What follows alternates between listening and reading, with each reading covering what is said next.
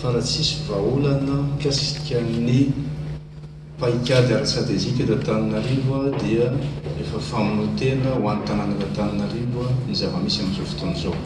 Amin'ny 2033 afaka 13 taona antsika enina tapitrisa eto Antananarivo sy manodidina dia izay enina tapitrisa izay izy 3 tapitrisa vaovao avy aiza no atao ahoana ny fizivezena, ahoana ny lalana, ahoana ny embouteillage, ny rivy lafiny akavanany kopa ny tanàna Antananarivo amin'izao fotoana izao dia fahinareo hoe mba hisoroana ny tondra-drano dia tsy maintsy mitahiry 10 tapitrisa metatra kubitsika, zany hoe tsy azo totofana intsony koron-drano, andraharo, sansety, tsaretsareany.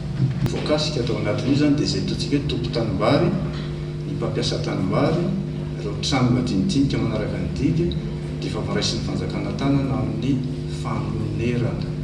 Izay very rehetra, tompo-tanimbary ianao, misy indemnisation, mpampiasa tanimbary ianao, misy fanonerana amin'ny asa, izay very anatin'izay.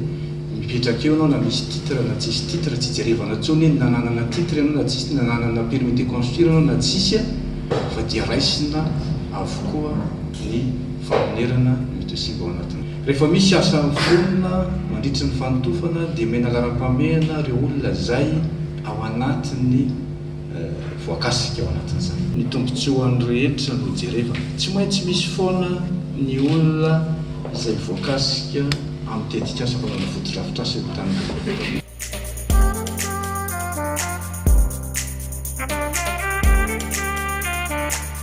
Ilaina ny fanoherana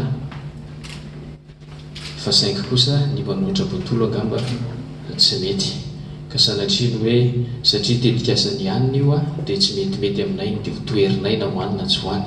Zay ngamba ny ataoko fa tsy tokony hiditra amin'izay tsontsika vahoaka. Misy ny atao hoe plan directeur d'assainissement dia izay tsy hoe tracena fotsiny fa misy étude natao dia efa vita ao anatin'izay étude izay ny mety ho avy le toerana amin'ny lafiny tondra-drano sy ny karazany.